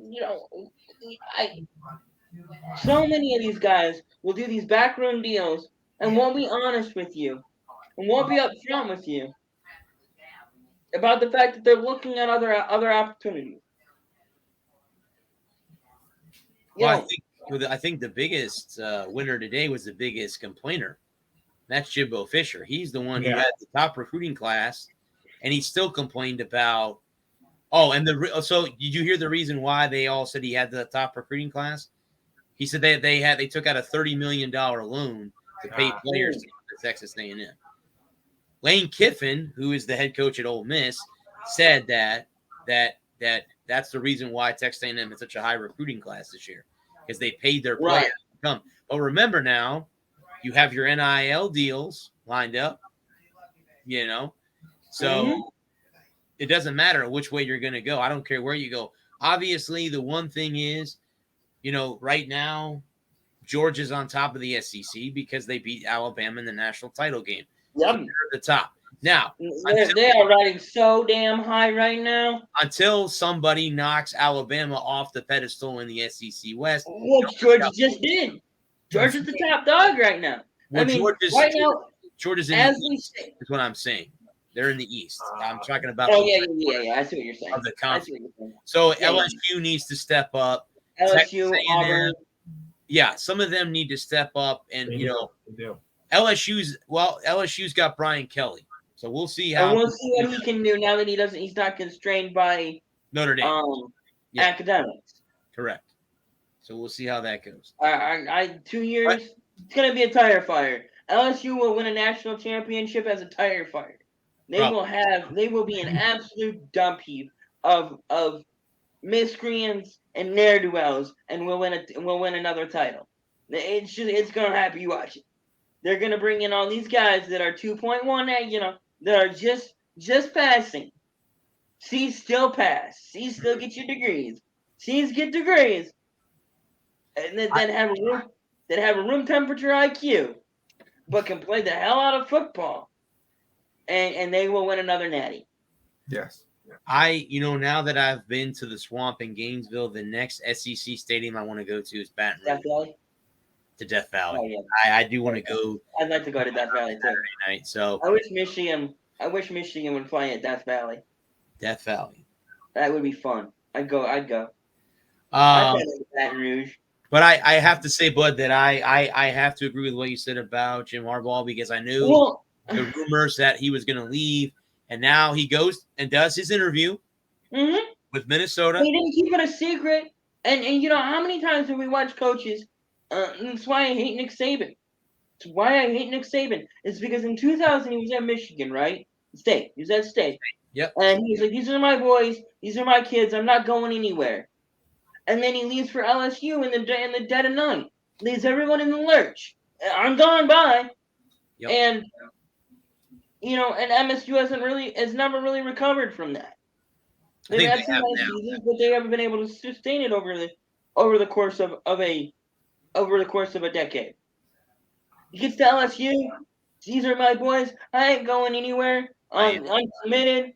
He absconds to Miami. Can't hack it in the NFL. Quits Miami and goes to Alabama. Flies to Tuscaloosa. Yep. Yeah. And the only reason he hasn't lost Tuscaloosa is because he's kicking ass down there. Yeah. Yep. That is true. And people will complain about Jim Harbaugh when he left his team in the lurch. No, he didn't. He told them he was going to look. I want to see what my options are. From what I hear, Minnesota didn't even offer him a job. Well, there are rumors too that whatever the Vikings were offering him, Michigan came and said, "Hey, we'll offer you the same thing to stay here." Countered it. Countered. I mean, and you know what's the harm? I mean, like if you weren't committed to Michigan, if you were not committed to Michigan from day one, regardless of who the coaches were or were not, you weren't committed. I don't want you at my program. Right. You're not committed. You're not committed to excellence. You're not committed to winning the team. Right. If you're not committed today before you sign on the dotted line, you're not committed regardless of who the coach is. And it doesn't matter who the coach is because you're not committed. Mm-hmm. If you're coming here to play for Jim Harbaugh, you're not coming to play for Michigan. You're coming to play for Jim Harbaugh. Yeah. And you're not committed to the team. Right. You have to be. And we don't want you. We don't need you. Bye. Right. Bye. I don't care whether you're a 6-star athlete with 100s overall in every category. If you're not committed to the team, you're not committed. Bye. Yeah. Moving on. I'll take a 1-star recruit with zeros across the board in every category, who's committed to the team, who wants to be here, who wants to put in the damn work, show up early, go home late. Transfer portal. Get a lot of good players in the transfer portal. I'll tell you, I don't care if I got to get them from outer space. Yeah. But I want the players that are committed to the team, regardless of who the coach is, regardless of what's going on with the outside media world, regardless of what the Paul Feinbaums of the world think. Mm-hmm. That's because Paul Feinbaum is an SEC guy, dude. He puts the bum in Feinbaum. Yeah, he's an SEC guy. He's an SEC guy. That's plain. He's a sloppy. I get it. Yeah, I get it. SEC guy. I get it. I've never liked the SOB, so yeah. I know he's not really well liked in the SEC either. So he has his choice words with a lot of programs. So yeah. I know Nick Saban ain't really a big fan of his. No, Saban is not a fan at all. No, not at all. Well, as we always do, we close the show with the Shield. The best league in the world. Yes. So there's a few things I wanted to start on. First of all, we'll start with the Denver Broncos. They're for sale. The team is for sale. You got a spare $1 billion laying around, Lou? Well, if we all put our heads together, I think we can come up with it by about 2027. I got a dime. Do you want to own the Denver Broncos? We could bring Aaron Rodgers here. You could bring Aaron Rodgers. I would own 1/10 of the Denver Broncos. I rather own the Packers. My goodness. So yes, they are for sale. Definitely. Broncos are for sale. Yeah. I don't know. They'll probably go to some giant media conglomeration. I wonder if the Boston Red Sox will buy him. Yeah. They own the Pittsburgh Penguins now too. So. They own the Penguins. Do they own the Patriots? No. No, they don't own so they need an NFL team. They own the Red Sox. They own the Penguins. They're part owners of Roush Fenway Keselowski Racing. Right. Yeah, they need an NFL team. I doubt that Robert Kraft would sell his team, but maybe it's no. They're gonna buy the Broncos. Denver Broncos. That's a possibility. Yeah, they buy the Broncos. There you go. We'll have to see if Fenway Sports Group is going to do that too. Right. Are they part owners? Do they have anything in the Celtics? I don't think so. I don't know who owns the Boston Celtics. I'm not sure. Because I know Robert Kraft owns the Revolution and the Patriots. Right. That's who he owns. Right. He owns those franchises. So I don't know. I'm not sure who owns the Celtics. The other thing is the Washington football team now will be called the Washington Commanders. It's a stupid name, but it's better than the football team. I like it. So I like Admirals better. Well, that's not a bad choice either, but Admirals or Commanders, I mean, because it shows, taking charge and whatnot. Right. I don't think it's a bad name at all. Give it 2 years, and everybody will be happy and maybe be content. I mean, I'm not a fan of the team at all, but regardless of what the name is. Right, I know they're probably if you could pick one team to remove from the NFL, it would be the Commanders. Yeah. I mean, it certainly sounds better than just Washington football team. That's kind of a stupid name right there. I mean, what are you? A soccer club? Or we're the football team. Yeah. No, really? You're a football team? Dude. In other stupid news, who do you hate more? Who do you hate more? The Cowboys, the Commanders, or the Giants? Yeah. He's gotta say the Giants because he's a Jets fan. He's gotta say the Giants. They play in the same stadium as he does. Right. Although the Jets fans are in New York. I always forget you're a Jets fan. Yes, I know. So does he, but of course. Different reasons. We're the Washington football team. We don't have another name, but so what? Forget. I know you're a Rangers fan. Yes. I kind of always associate the Rangers with the Giants. So I don't always buy into that. I don't buy into that stuff. You don't think so? So I always feel like the Giants and the Jets, or the Giants and the Rangers, seem to have that. It's like if you root for the Giants, you root for the Rangers, and vice versa. I don't believe in that. That's superstition. I just think it's where you grow up. I kind of like. I feel like the people that root for the Giants root for the Rangers. I always felt like that, like because you grew up rooting for the. But I always forget you're a Jets fan. Well, speaking of the New York Giants, they're facing a lawsuit. Yeah. Along with the Dolphins and the Broncos. And the Broncos. So. And the Broncos. Too. Yep. I just have a couple of quick comments on that. Kind of the whole we don't talk politics on here. Try to stay away from that kind of politics. stuff. Let's let it play out. Let's see what happens. Supposedly he has receipts. If it comes out that it's true, then appropriate punishments need to be doled out, and then life will move on. Simple as that.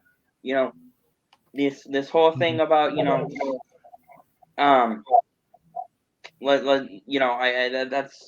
know I'm sure that I'm not really I don't mean to speak for the whole group, but I kind of feel like that's kind of the general consensus on this show is that whenever there's a legal matter, we kind of take that approach of we're just gonna let the law handle it. Whenever judgments have been judged, then we'll discuss that at a later date. Mm-hmm. I kind of feel like that's been the general consensus on this show, is that we don't get involved in politics or legal stuff until there is an actual because I hate to speculate on those kind of things. Mm-hmm. Much in the same way as injuries. I hate to speculate about injuries.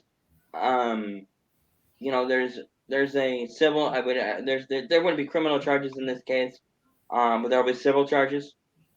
And so it'll all go civil court, and it'll be money and fines and that kind of thing. So let's see what the court proceedings have to say, and when the real news, when there's more news to report other than what's been if you're really worried about that and you want to know what happened, there's plenty of other outlets to find that on. So that's what I have to say about that. Fair enough. So let's go back. And if you guys, not to say that you guys can't comment on it or anything, but that's just my feeling on it. And I don't mean to speak for you two. So if you guys have thoughts and feelings, feel free to.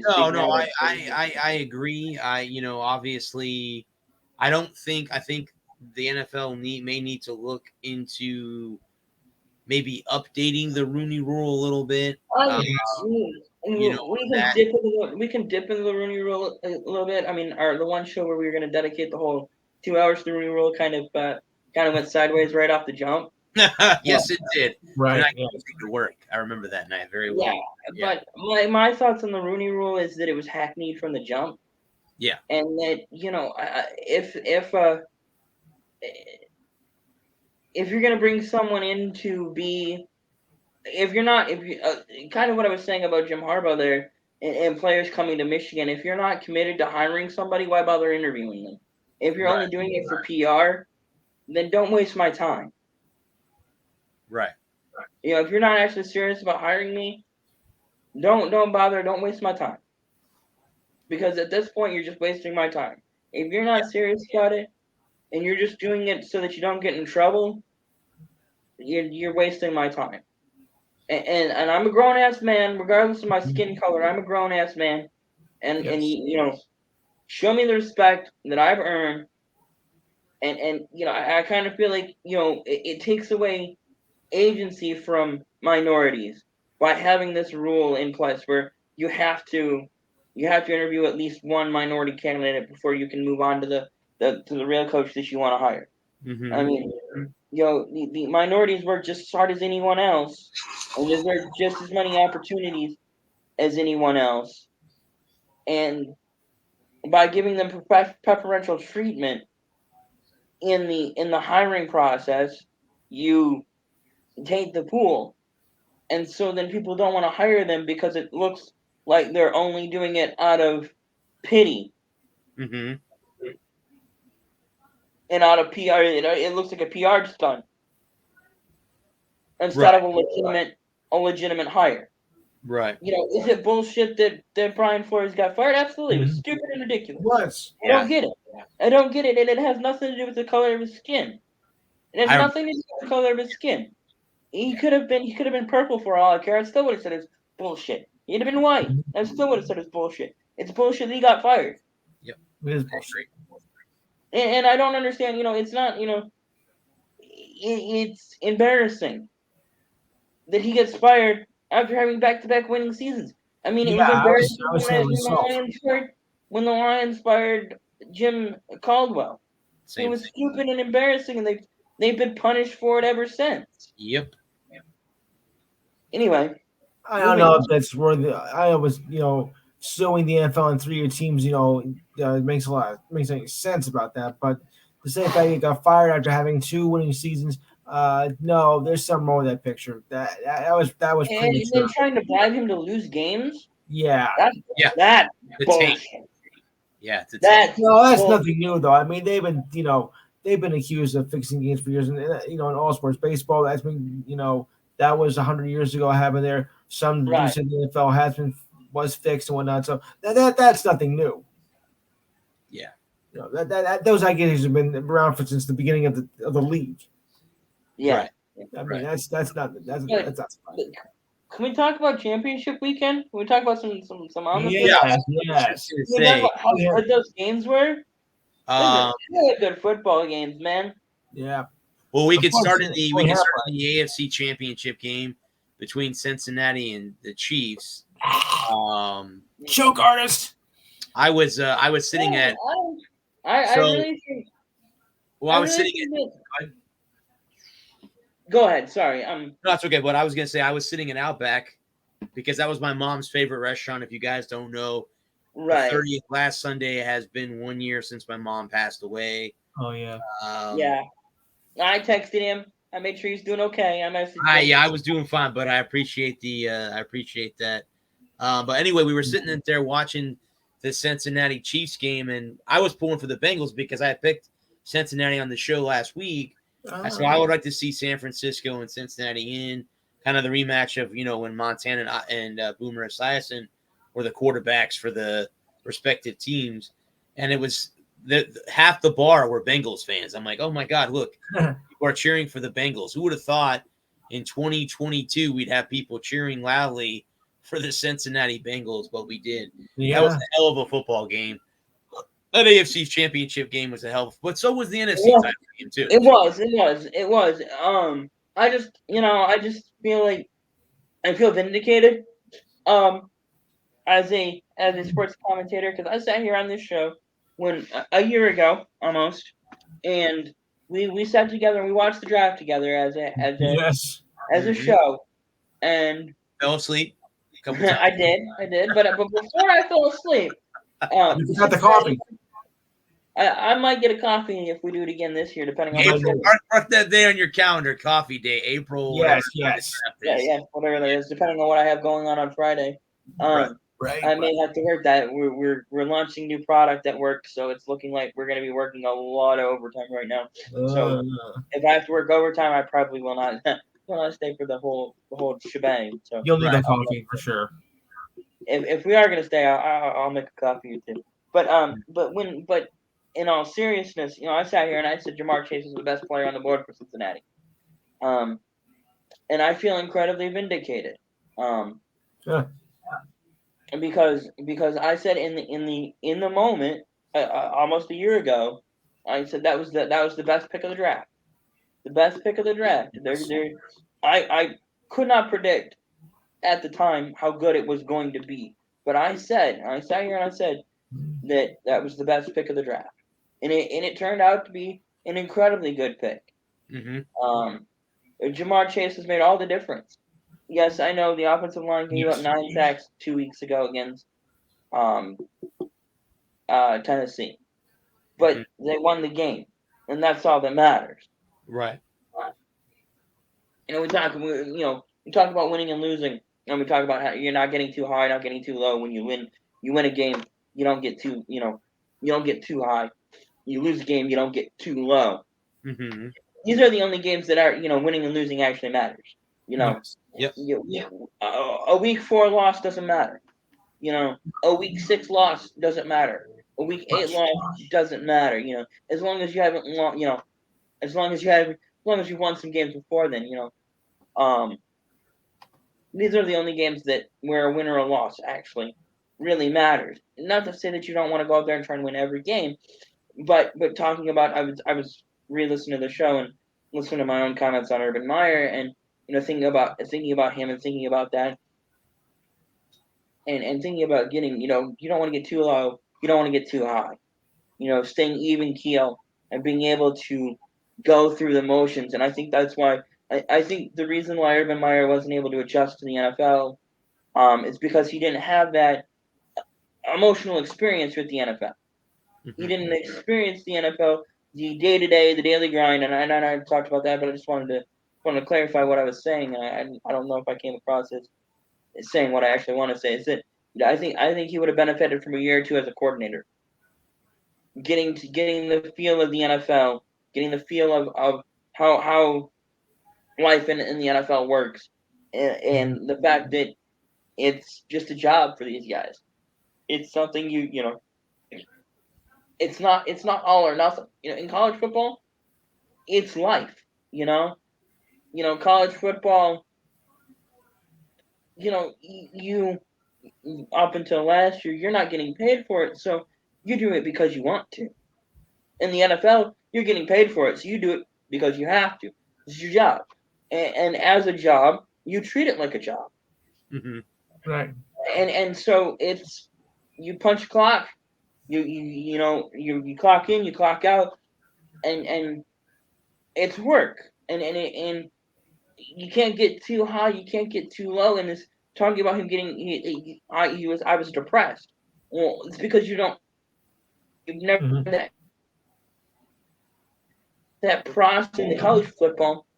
If you lose, I crashed. Yeah. I'm back. Mm-hmm. And I'm buffering. Are you guys still here? Is it just me? Yeah, we're still here. Hey, Yeah. okay, there you go. I was gonna say, yeah. I mean, and then, yeah. Okay, I couldn't. Yeah. Both games. I mean, I agree with you, but with what you said about Urban Meyer, I think he would have been better as, say, an offensive or defensive coordinator, Right, to learn the ropes from a head coach. Say, I'm just gonna say this out loud. Let's say Bruce Arians. Let's say Bruce staff, just to bring him on to say, hey, Urban, if you want to coach in this league, here, I'll let you be an OC or a DC. Let's see how you can handle these guys before you take the reins, because there are a lot of coordinators that think that they can be a head coach and they fail miserably. So it just right. Again, when you're an OC or a DC or a special teams coordinator, you got to deal with just your guys. When you're a head coach, it's the whole team. It's the team, the coordinators, coaches, everything. If you're part of the coaching staff, you got to answer to your head coach. And I think he's not a professional. No, he didn't learn how to be a professional. Right. I think the whole excuse, I didn't hit him that hard. I didn't kick him that hard. I just tapped him. That's a lame ass excuse is what that is. Yeah. You did kick him. If you can't say no, I didn't kick him at all. I never kicked him. Oh, I didn't kick him that hard. Yeah, you did. You kicked him. You definitely kicked him again. That's incredibly unprofessional. Mm-hmm. And then instead of I in college football, it may not have been a big deal if he had gone out to a strip club afterward or a nightclub. I don't want to cast any more aspersions. He got himself on. It was a nightclub. It wasn't a strip club. So, let me correct the record there. It was not. It was a nightclub. Yes. And dancing and having it sets a poor example for a work ethic. Again, like I said, these guys are professionals. These are grown ass men who go to work every day, and they expect you to work just as hard as they do. I think that's why Bill Belichick is so respected. I want to say beloved, but respected by his players. Bruce Arians is respected by his players. Sean Payton is loved by his players. Mm-hmm. It's because he works. Right. He puts in the work. I think Vince Lombardi was respected and beloved. Don Shula, Tom Landry, Jimmy Johnson, John Madden. It's because they put in the work. Yes. You talk about the great coaches, they're not out there goofing off. No. They're in their offices working because they're just as much professionals and they respect their players just as much as professionals. They respect their players as professionals. They understand, and you look at Urban Meyer. I guess in the one time that I was wrong and Feinbaum was right, I'm sure there's plenty of those, but he was right to clown Urban Meyer. I think he was right that Urban Meyer. I just thought that Urban Meyer deserved a chance, and he's had his chance, and he bungled it. Mm-hmm. Sure did.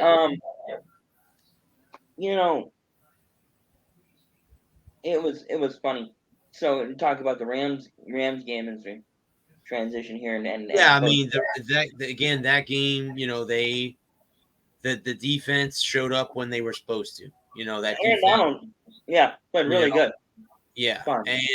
And Matthew Stafford once again, didn't make the mistake. About time. Thought he was going to make.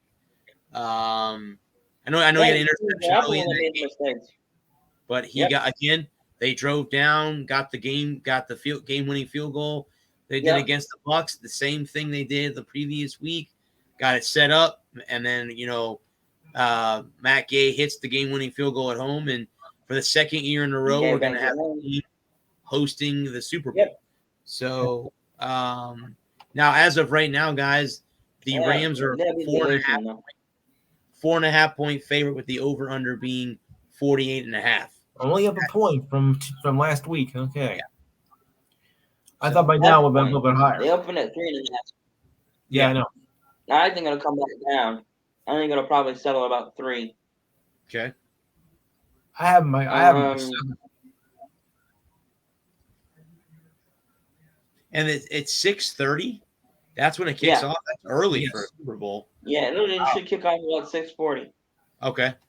Well, what's 10 minutes? Big deal. Yeah. Well, that's for the Olympics' sake too, probably. It's been starting about 6:40 for the last about decade now. It's nice. It's nice to have it start that early. And at least it'll be over before. And then it'll be over about 10:30. So go to bed that day. Yeah. Yep. I always take the Monday after the Super Bowl off though. Okay. Every year, it's the one day of the year that I take off for sure. It's Valentine's Day. Valentine's Day. That's right. Oh man. Valentine's Day this year. So. Oh boy, this is gonna be weird. I mean, because Diane, I'll be celebrating Valentine's Day on the 11th. But don't worry, I'll join Progress that next day. I mean, that's fine. That's fine. I'll join Progress. Oh yeah. Saturday is the Super Bowl. I mean, Sunday's Super Bowl, and I'll be, I think, with friends so far, unless we get a blizzard. And Monday's the actual Valentine's Day, but Who wants to celebrate on a Monday? I know, right? It's weird. Well, why would you want to do it too when everyone else goes out on that day too? Right. I don't want to celebrate it either on Friday, Saturday, or even if you don't say your significant other doesn't like football and you don't care because it's not your team. You go and have a nice dinner somewhere where everyone else is watching the game. Or you go on Monday when nobody's going out, and so you get the whole place to yourself. Yeah. It's not a bad idea. It's not a bad idea. It's not perfect. Instead of having a late romantic dinner, you have a late lunch. A nice lunch. Go have a nice lunch. Yep. Or brunch. I love brunch. Take Monday off and go out and have a Actually, there's a high school in Cincinnati that's actually giving it that day off. Regardless of the Bengals win or lose. Why do we do that back on our day? I don't know. If the Lions, well, I don't know. If the Lions are in the Super Bowl, I think the whole state would have the next day off. Yeah. If the Lions make the Super Bowl, I think Michigan's going to shut down for probably a week. Yeah. Name the other 3 teams other than the Lions that have never been to a Super Bowl. The Jags, the Texans, and the Browns. Correct. Those are the other 4 that have never been. So. And the way they play, they won't get there anyway. Right. Yeah, I don't see any of those 4 in the near future. I think the Browns are probably the closest right now. Yeah, and the Lions are the furthest, even though they're one of the original teams. I think it probably goes Texans, Lions, Jags. Yeah. Yeah. I think those 3 could be interchangeable. I have no particular order, but I'll say right. And then I guess the other big news is that number 12 finally is hanging them up. It's official. It is Thank official. God.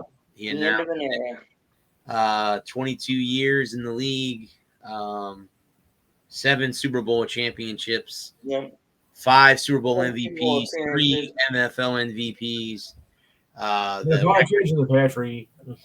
Well, obviously now we know that he retired in 2022, so 2027 he'll be a first ballot Hall of Famer. Are we going to Canton? Yes. He'll be in Canton. I might go to Canton. Yeah, I want to go. See that happen. He'll be in Canton in 2027. Yeah, that might be something that I might fly to Ohio for, just to we can do a live. We'll do a live show from Canton. That would be cool. That'd be great. That would be cool. Fly Let's there. start saving the money now. Yeah. That's a Hall of Fame enshrinement that I want to be there for. Yeah, that's time we'll graduate college. Yeah. That's 5 years from now. Yeah. Yeah, we'll start saving now, right? Yeah. We'll go to college by then too. Well, guys, I mean that's all I really have for the week. It's great that we missed, or you guys wanted to throw in. TikTok's going strong. Getting lots of views on the promo. So can we get those views converted over into YouTube? Yeah, we got to get some of those people from TikTok to come over and watch the show. Yeah. Working on it. So, but without, I mean, is anybody you want to go ahead, Lewis, and do your show? Yeah. All right, it's called The Lions Still Suck. They can't win a Super Bowl. Hey, I thought that was the Giants. AKA the In-Here Sports Show. Okay. Saturday, if you're testing aspersions, the Jets suck too. Yeah, I know. But we're used to that. 5 to 7 p.m. East Coast time on Saturday. Number to call is 512-543-4662. You know we're going to be discussing about the championship Sunday that we had. I only had half my predictions correct. Oh, boy. We'll also We'll also discuss the Pro Bowl briefly, but we'll discuss it. I do mean briefly. There are some USFL news I'll clear up. Yes, I'm going to cover that too. The labor talks of the MLB, or lack of the MLB labor talks. We'll take a look at the NHL All-Star Game because it's going to be happening during the later part of it will be during the beginning of my show. Thank you very much. And we'll also take a look at the Olympics since they're starting. In fact, they're starting already now.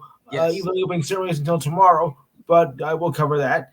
So we got a lot to talk about. And we'll also have, of course, our monthly standings review and whatnot. So this should be an interesting show. This should be a very interesting month, by the way, in the sports lineup for the show. So if you got time between 5 and 7 on Saturday, again, call the following number, 512-543-4662. And don't forget the 2 6s in the middle because some of you do. Why? I don't know. So try to get it right, will you please? Sheesh. The things I have to do for the show. With that, guys, we do appreciate everyone that tuned in. Again, if you did miss the show and you want to see its entirety, head over to our YouTube channel, The Walker Report. The show will be there immediately up after the show goes off the air. It goes on to the YouTube page to do that. We have been part of In the Zone Sports Talk Radio and NGSC Sports. Remember the website, guys. It's ngscsports.com for all your current sports content. And if you guys really want to know more about me, head over there. I write for them, so my articles are up on their website. So if you want to do that, I haven't seen my Bucks season review yet because I think I mentioned that Brady was coming back.